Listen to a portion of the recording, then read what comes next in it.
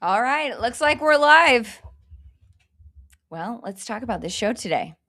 So, one of the things I love the most about the attractions industry is that we're never standing still. Every year, guest expectations change, technology changes, and the definition of a great guest experience just keeps evolving. Years ago, if a guest had a great ride, that was enough. But today, they want to be part of the story. They don't want to just visit your attraction. They want to play in it. They want to unlock the achievements. They want to complete missions. They want to compete with their friends. They want to earn rewards, share their experiences online, and most importantly, they want a reason to come back. I think that's one of the biggest opportunities facing attractions today. How do we move beyond simply entertaining our guests to creating experiences they can actively participate in? That's exactly what we're going to be talking about today.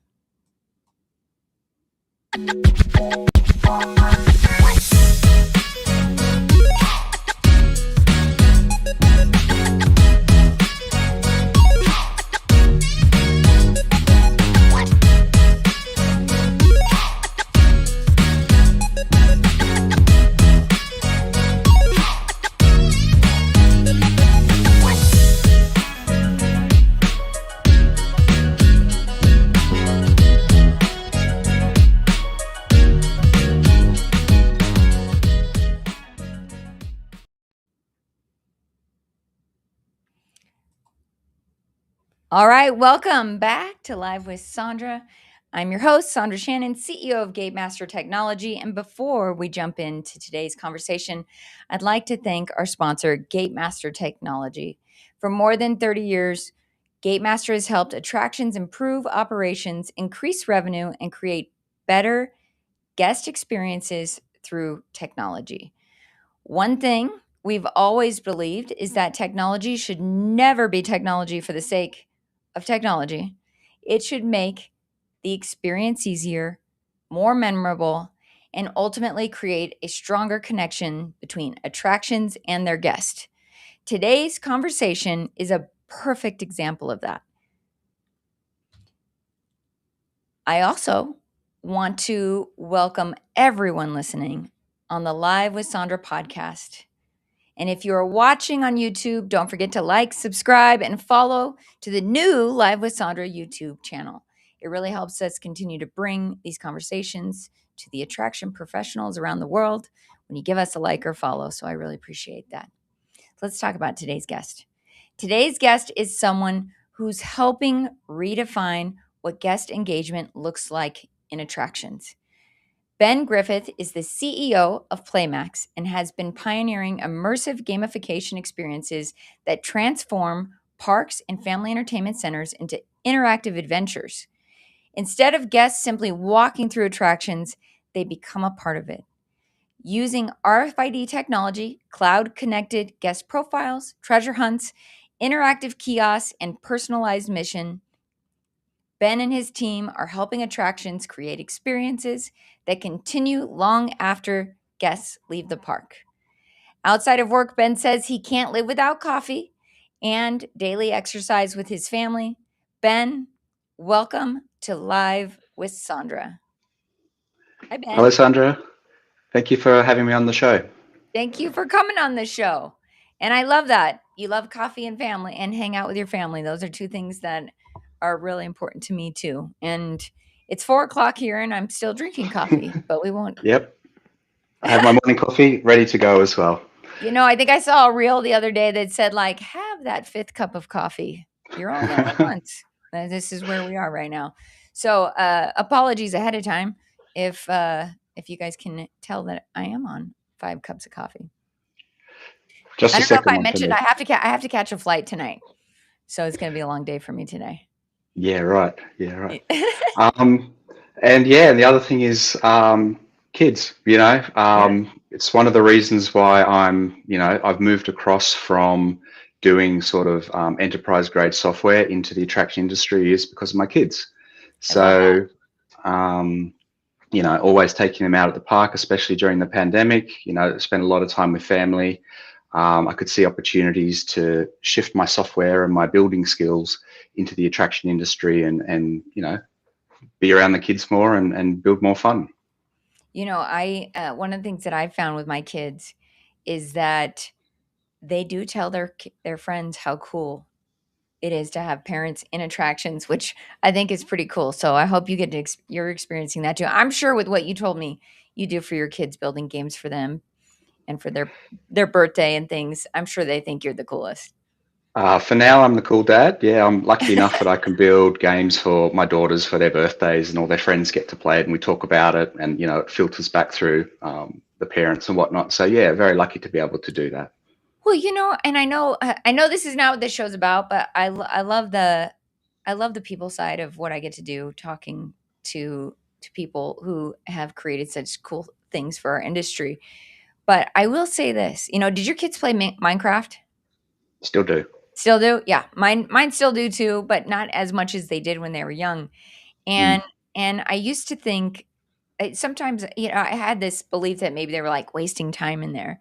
And then yeah. one day, one of my kids, and I just wanted to tell you this story because I think you'll appreciate it. One day, one of my kids said, "Mom, I need you to come and play with me in Minecraft and see what I made for you." And Mm, I had never played before, so I get into Minecraft and I'm like walking around, you know how you do in Minecraft, and my kid takes me into this house that they had made, and it had like all of my favorite things. A yeah. hot tub, a nail salon. I couldn't believe it. I was like, this kid here, I thought they were just wasting time, and all the while they were like putting all this thought and effort into what they were doing, into creating that experience for me, which is kind of what we're going to talk about today, and how Hmm. actions can go beyond just entertaining the guests that are showing up, but really looking at allowing them to be part of the story and allowing them to Mm, be part of the experience.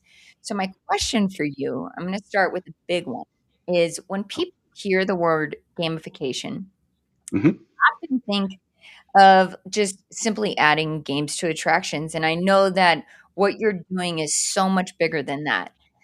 How do you define gamification in today's attraction industry? That's a good question. I think for me, the gamification element is getting a hook into what you're doing and trying to do the best score in somewhere else so that you can compare yourself to your friends, or you want to get the best score for the day. You have a digital twin, which is your profile, your avatar, and you're trying to build up that character to be bigger and better. And you're journeying with that character, similar to Mm.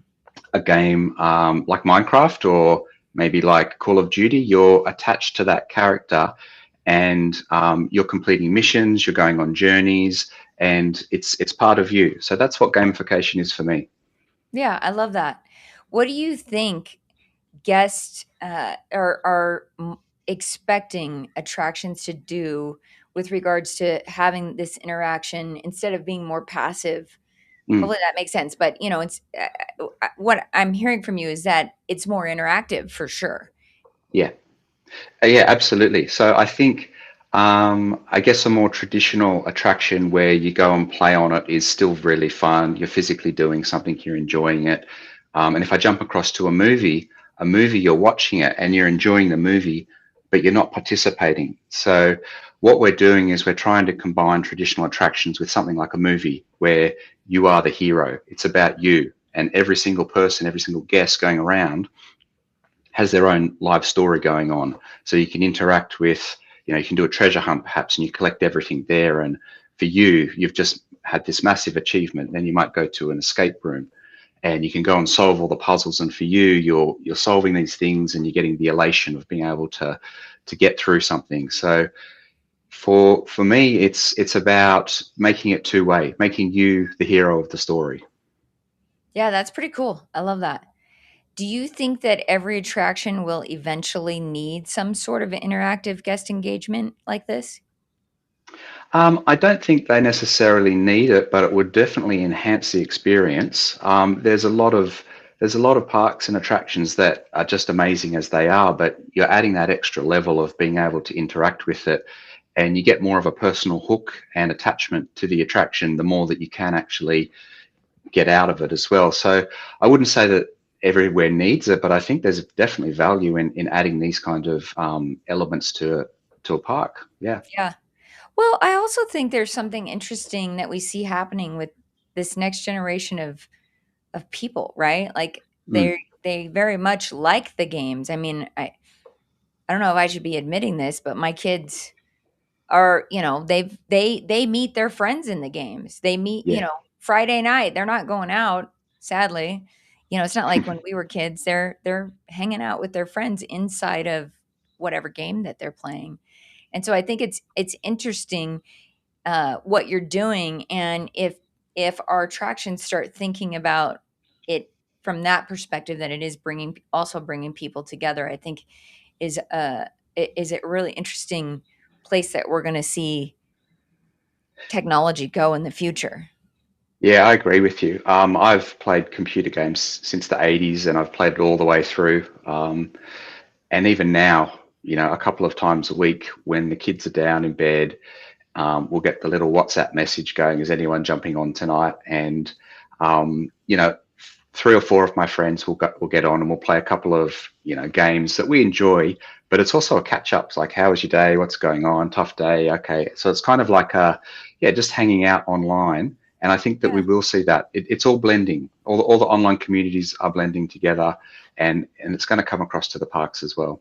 Yeah, I think so, and one other thing I just it's kind of fun to think about, when we were kids, if your friend moved away, you never saw him again. Mm, And we didn't have cell phones, so I remember being devastated at one point. I moved away from my best friend and lost contact.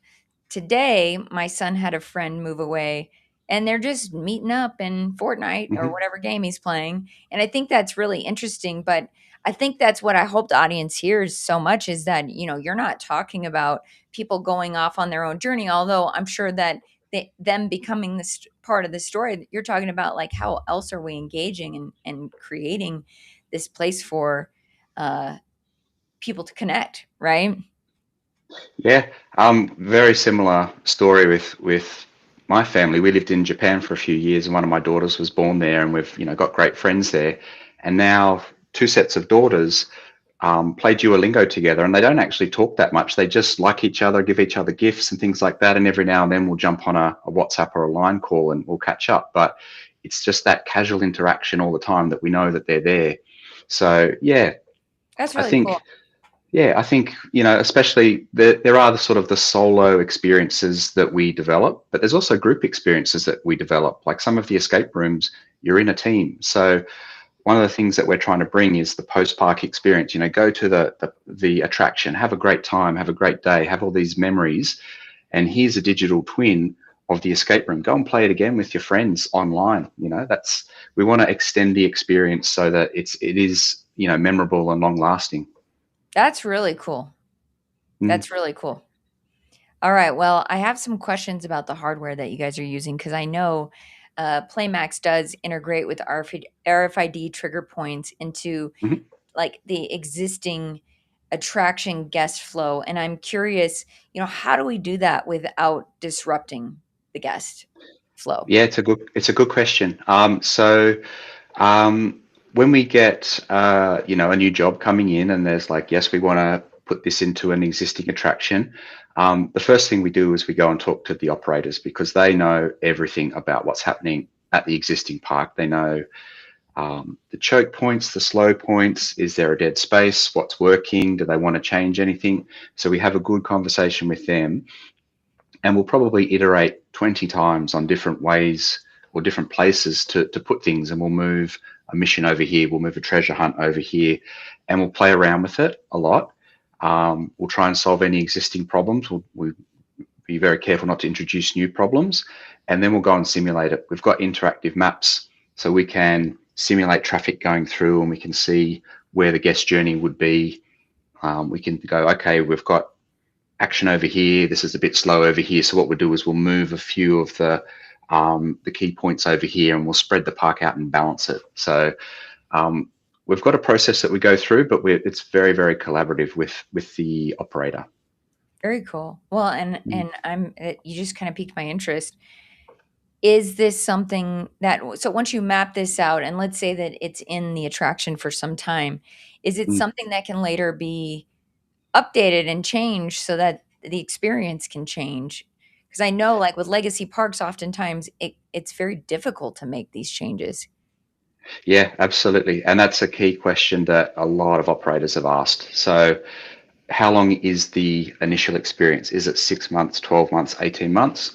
When do guests want to see something new? So we took inspiration from seasons, basically seasons in things like Overwatch, Call of Duty, different computer games where it has a set length of time and you can refresh. So we have the underlying hardware laid out and you can move it around. It's a bit more cumbersome and expensive to move the hardware, but it's possible. But to change things like the story, maybe you're going this way for story 1 and this way for story 2. You know, we can change the narrative, we can change the flow, we can swap out props. Anything that's digital is really, really easy to swap out. And then the post and the pre guest experience or park experience can easily be changed as well. So we had that front of mind when we developed the system. We always wanted to have the concept of seasons or content refreshes. And I guess additionally, we have a multilingual ability as well. So some of our parks are, you know, around the world, different places where, you know, Southeast Asia, there could be 5 to 10 different languages that are pretty common for the area, plus international guests. And we had one guest ask us, you know, are you going to charge us more to add in, you know, Bahasa Indonesia? And we're like, we're not going to charge you more. We want to be inclusive. It's a dictionary. We can help you translate it, or you guys can translate everything yourself. But it's the idea is to be inclusive and allow everyone to experience it. Yeah, that's great. That's really great. And you know, because one of the thoughts that I have is, you know, when we're looking at like legacy parks, what are some of the biggest operational roadblocks that they might have in deploying an interactive system like this? Mm. It's probably the number one issue would be getting the cabling to the right locations. So if you've got a legacy park and you need to get 10 cables over there, what do? You've either got to drill it, you've got to find conduit that goes around, you have long cables, what do you do? So that's probably one of the key issues that we initially hit, and we still do encounter that, and you can plan around it and there's ways to get around it. But we've also developed a Wi-Fi version and a battery version of the readers, so we can get them in those hard to reach places. It then becomes an operational task of swapping the battery out and whatnot, but Sure. it's not insurmountable. We've got options. Yeah, that's cool. I mean, I'm in I've been in technology in this attraction space for a very long time, so I understand the challenge of infrastructure with a legacy park. And Yeah. you know, we used to have to run the Cat 5 cables. When I started in this industry, they didn't even have those. Mm, Today, at least, most of them do. But yeah. And if I we're mean, using them anymore, yeah, sometimes it's easy. Sometimes it's yeah, just like a thin, you know, fibro wall. You just got to get it through and it's no problem. Drill it, get it through, patch it up, it's fine.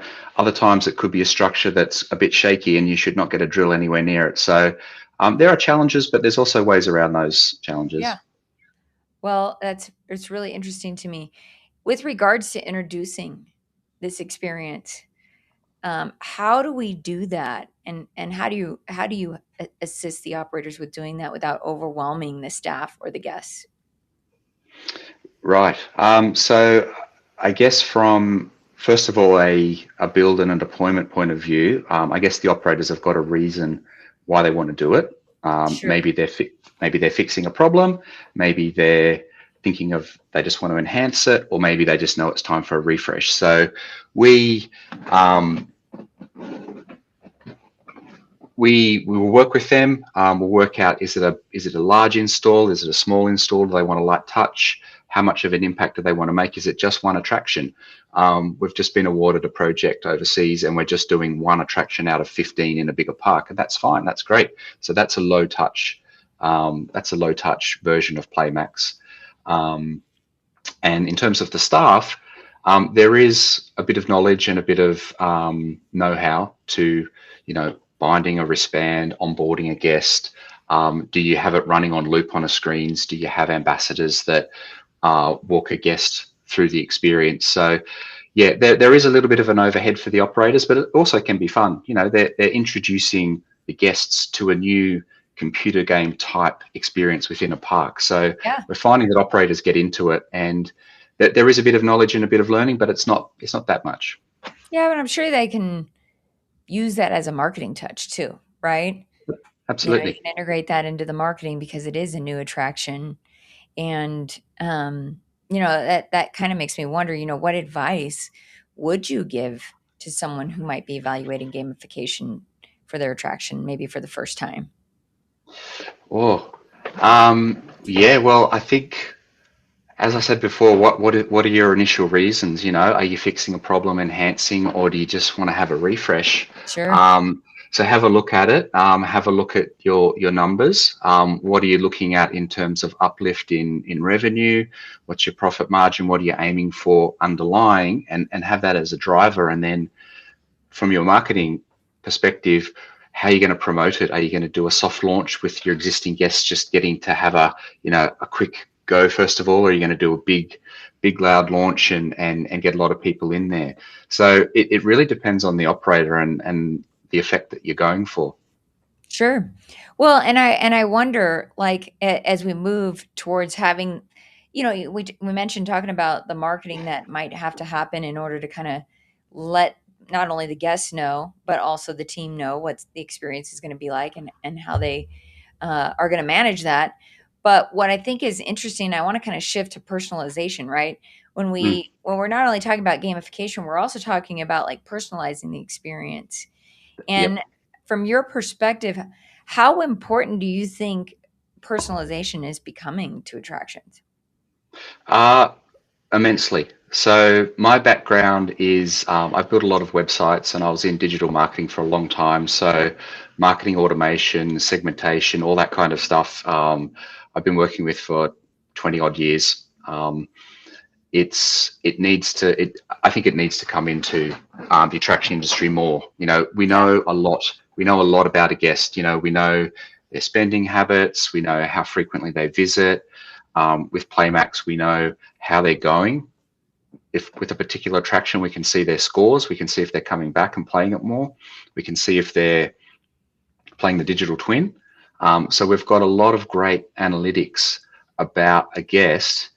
So yeah, absolutely, that should be transformed into marketing automation and getting more out of the data, really.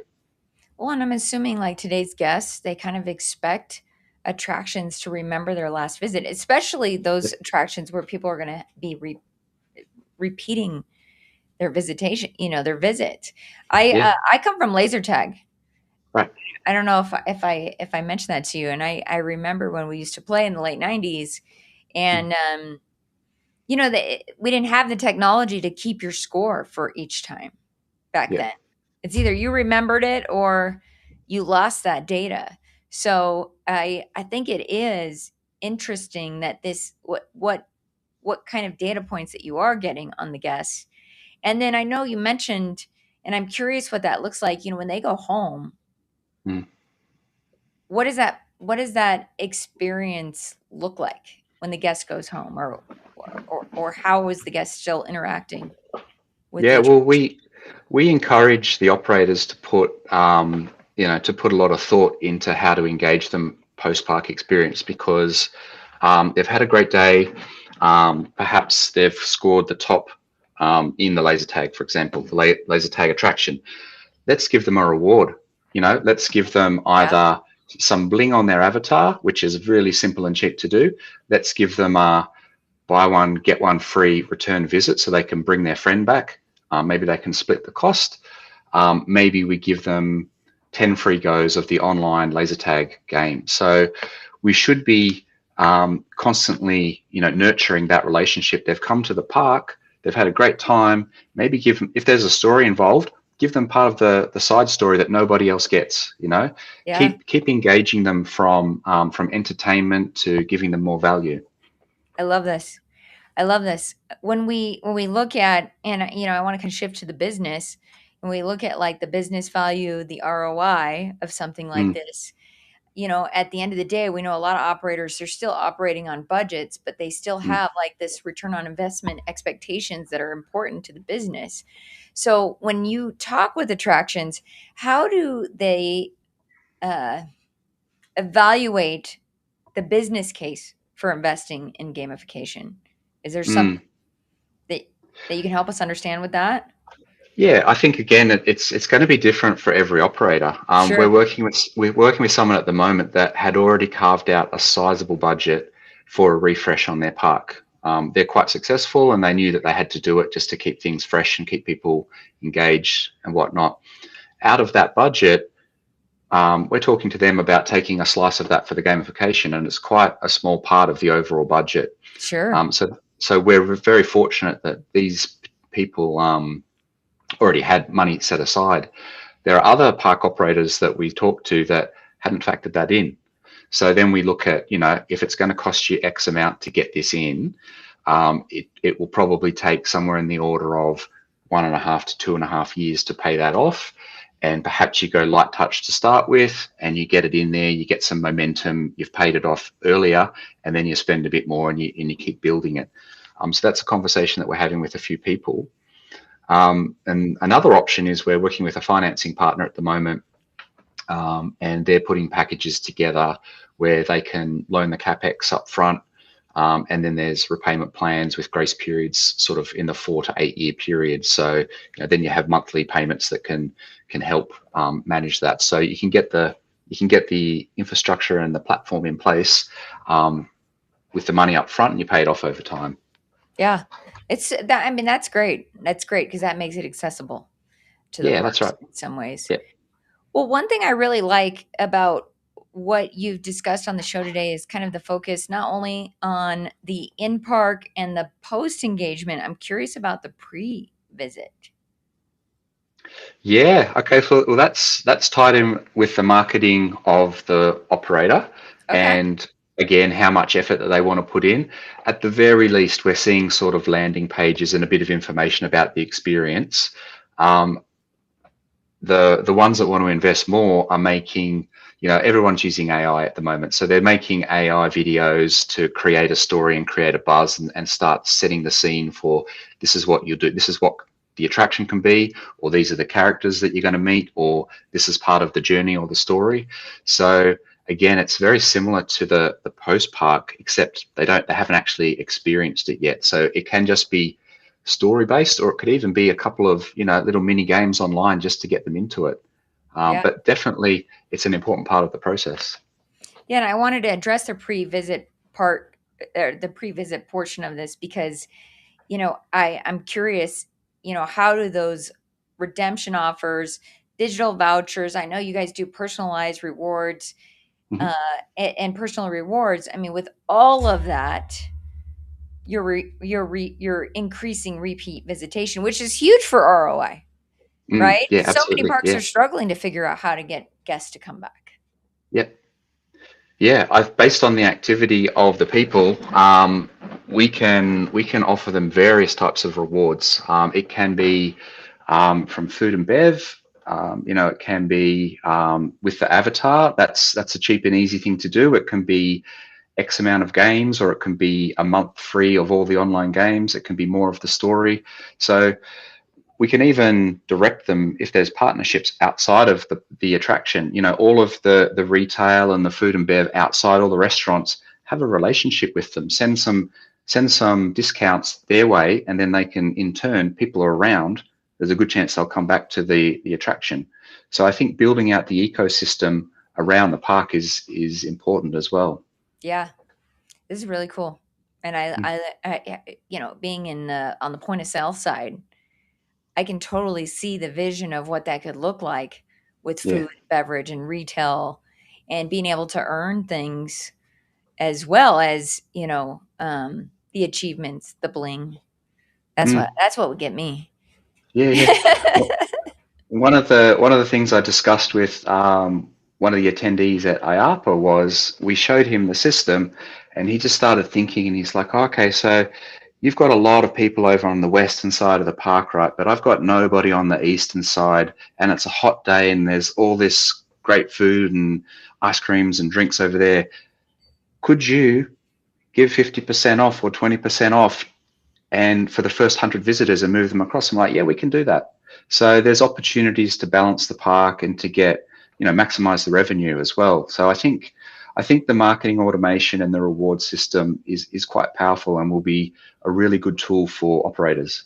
Yeah, I think that's where the future of marketing and engagement is going for sure, Mm, right? Is we have enough data now, especially with tools like this, where we know that we can drive traffic to other parts of the park, and we need to do mm, that. But how do we do that? And yeah, thank you for solving that problem, because that's been a problem that's been around for a long time, right? yeah. Yeah, so we've got tools where the operator can, if they know specifically what they want, they can set a campaign up themselves. We've got suggestions coming in now with all the AI tooling, like, yeah, it's the park is imbalanced. What here's a suggestion. Why don't you implement this campaign? And I've created it for you. Approve it. So we're trying to make it easier, really, to use these tools as well.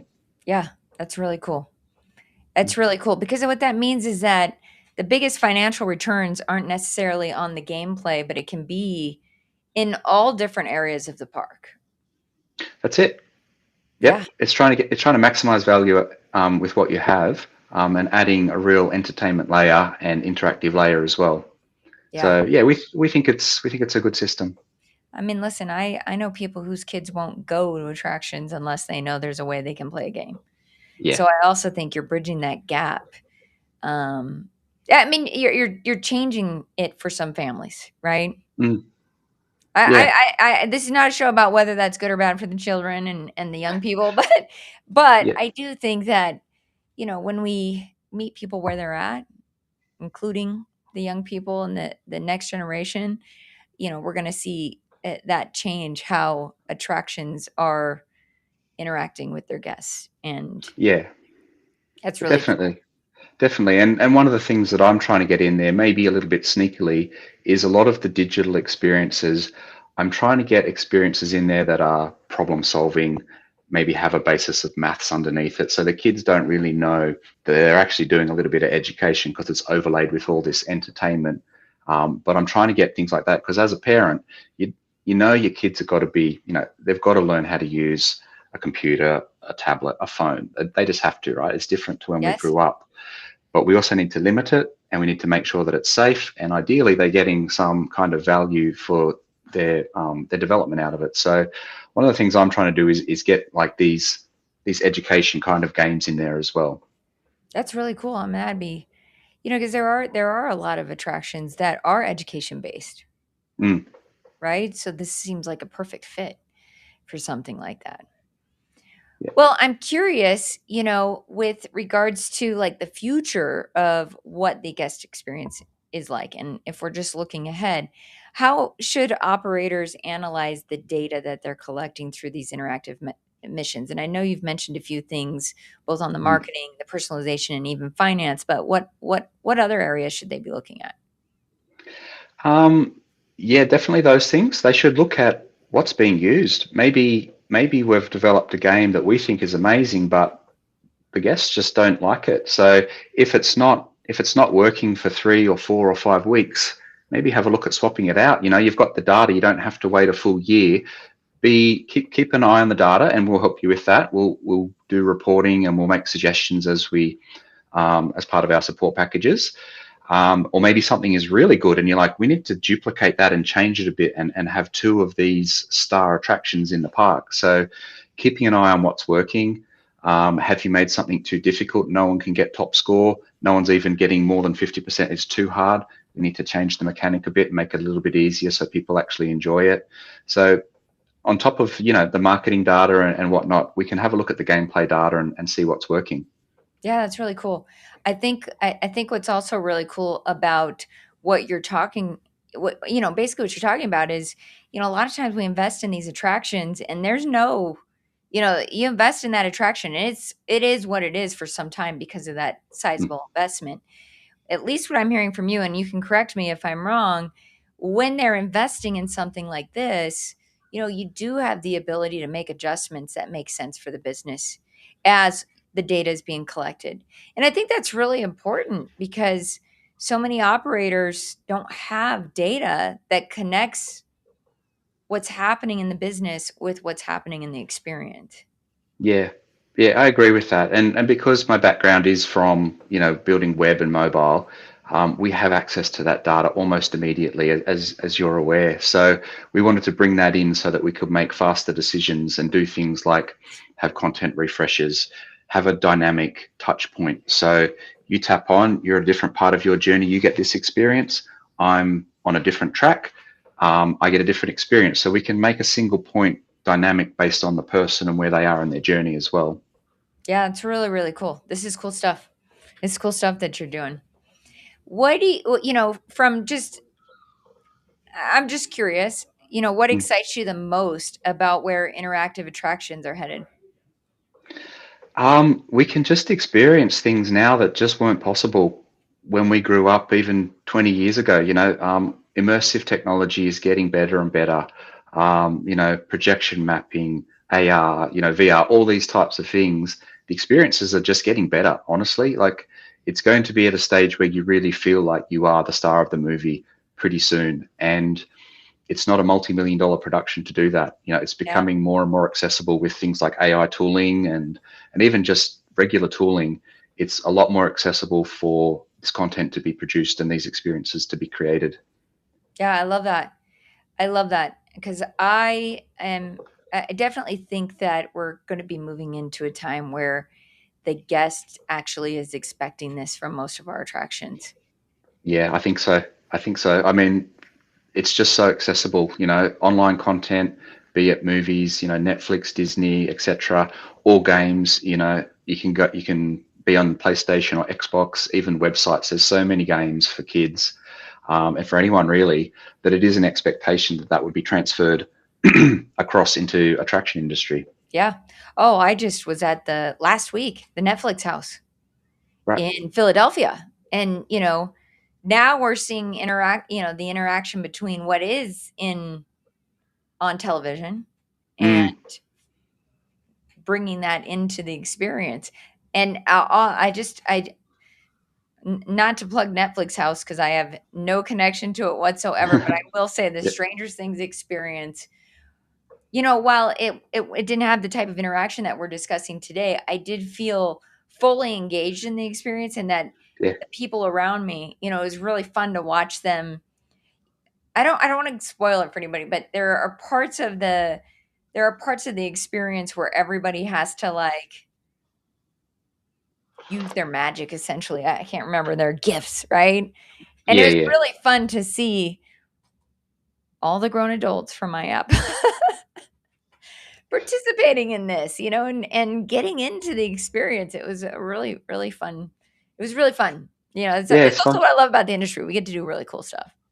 Yeah, I mean, it came to Sydney as well. It came to Luna Park, and we get some of these really cool experiences like Squid Games and Stranger Things, and it's Yeah. escapism. You're in Yes. there, like you're fully immersed. You're in a different world.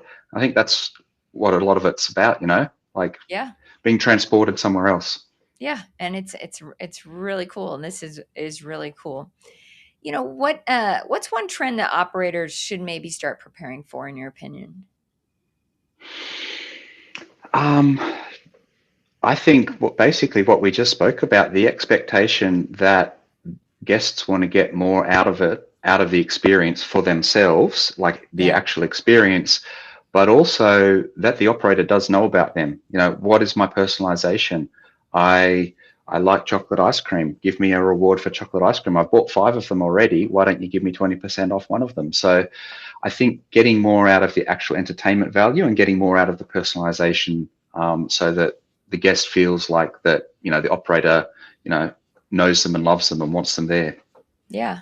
Well, and I think that's, I've done a show on marketing and personalization, and I do think that one thing that really stands out to me is how much, the guests are giving us all of this information, right? Mm, that's And right. and Yep. and I've been on panels where people ask me, you know, how much is too much information that we're getting on the guests.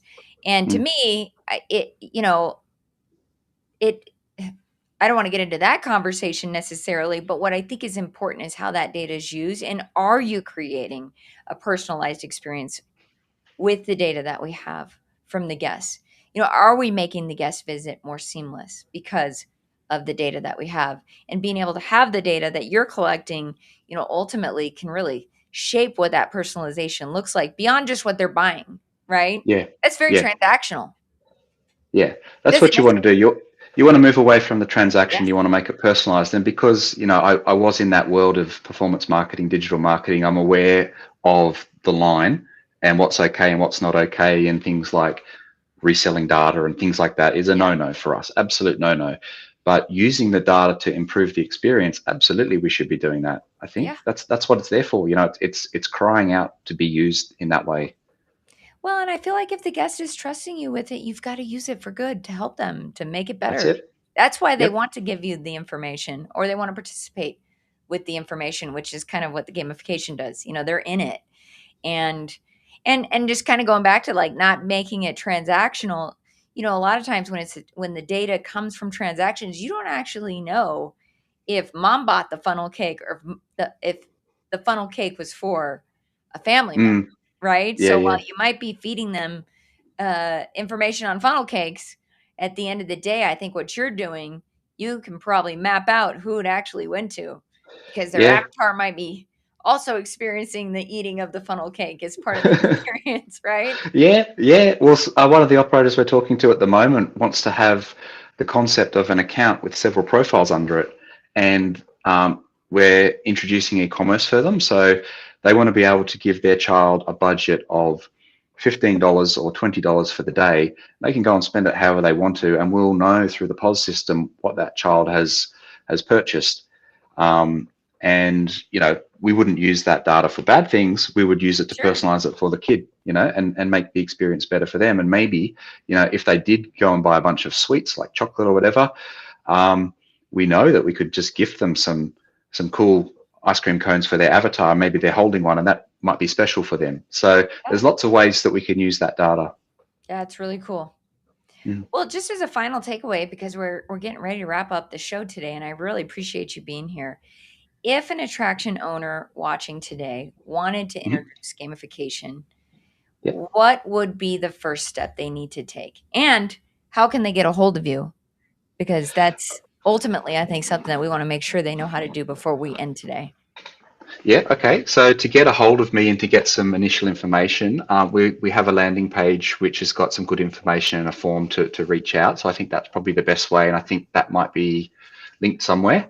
Um, and maybe go and have a look at what else is out there and think, what can I do for my park? How could I make it this great, but my flavor? Like, you don't have Yeah. to copy someone else. Think about how you can make your park quasi movie, quasi computer game.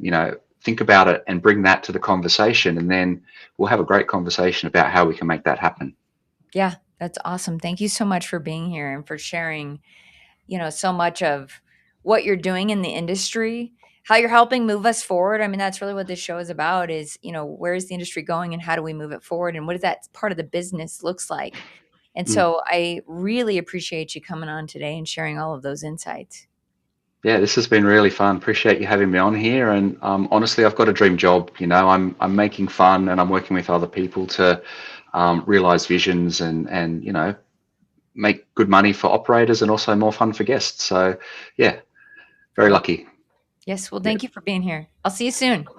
Thanks a lot. See you later. Thanks, Ben. Well, so isn't that cool? I mean, I just was really excited to have Ben on the show, because I do think the gamification of what's happening in our industry is such an exciting topic.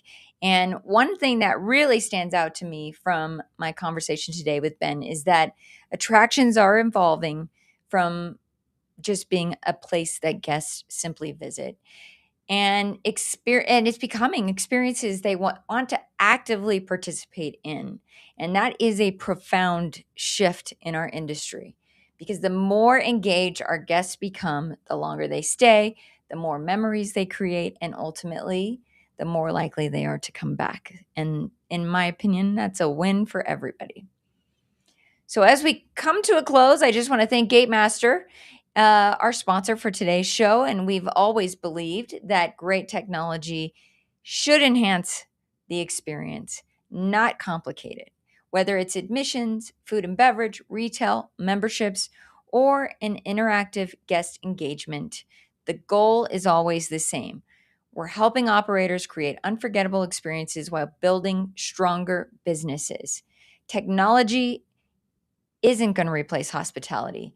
It's giving operators new ways to surprise, to delight, and to connect with their guests. Thank you again for joining me on another episode of Live with Sondra. And if you enjoyed today's conversation or any of the conversations that we've had on this show, please like, share, and subscribe. Share this episode and subscribe to the new Live with Sondra YouTube. We're really trying to bump those numbers up because, guys, that's what's going to allow us to keep doing these kind of shows for you and bringing these kinds of great guests like Ben on the show and continuing to have these conversations that help you guys get better. So if you enjoyed that, please give us a like, follow, and subscribe. Also, if you've watched this show or you want to watch other shows that we have available, you can visit livewithsondra.com to find more of those shows.